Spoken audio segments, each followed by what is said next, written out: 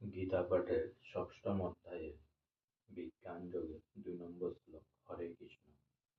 জ্ঞানম তেহং সর্ববিজ্ঞানমিদং ব্রহ্মাম্য শেষত যস্ জ্ঞাতা নেহ ভূয় অঞ্জ যজ্ঞাত ব্রহ্ম বশিষ্যতে।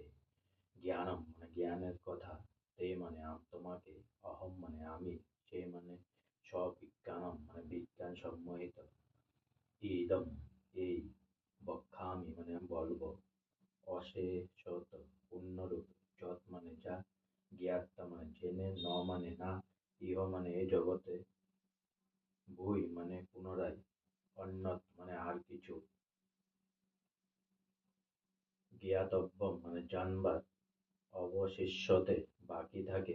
অনুবাদ: আমি এখন তোমাকে বিজ্ঞান সম্মোহিত এই জ্ঞানের কথা সম্পূর্ণরূপে বলবো, যা জানা হলে এই জগতে আর কিছুই জানবার বাকি থাকে না।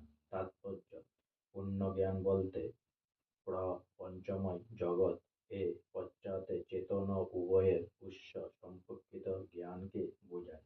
এটি হচ্ছে অপ্রাকৃত জ্ঞান। ভগবান শ্রীকৃষ্ণ অর্জুনকে এই বিশেষ জ্ঞান দান করেছিলেন, তার কারণ হচ্ছে অর্জুন ছিলেন তার অন্তরঙ্গ ভক্ত ও সখা। চতুর্থ অধ্যায়ের প্রথমে ভগবান সেই কথা ব্যাখ্যা করেছেন এবং এখানেও তিনি প্রতিপন্ন করেছেন যে ভগবানের ভক্তই কেবল গুরু পরম্পরা ধারায় সাক্ষাৎ ভগবানের কাছ থেকে পরম তত্ত্বজ্ঞান লাভ করতে পারেন।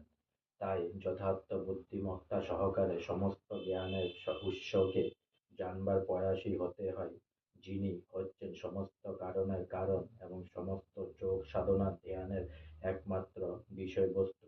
যখন সমস্ত কারণের কারণকে জানা যায়, তখন যা কিছু জ্ঞাতব্য তা সর্বই জানা হয়ে যায় এবং আর কোনো কিছুই অজানা থাকে না। বেদে মুণ্ডক উপনিষদ ১-৩ বলা হয়েছে, কস্মিন নু ভগবো বিজ্ঞাতে সর্বমিদং বিজ্ঞাতং ভবতীতি। আজকে আমার গীতা পাঠের ষষ্ঠম অধ্যায়ের বিজ্ঞান যোগের ২ নম্বর শ্লোক এখানে সমাপ্ত।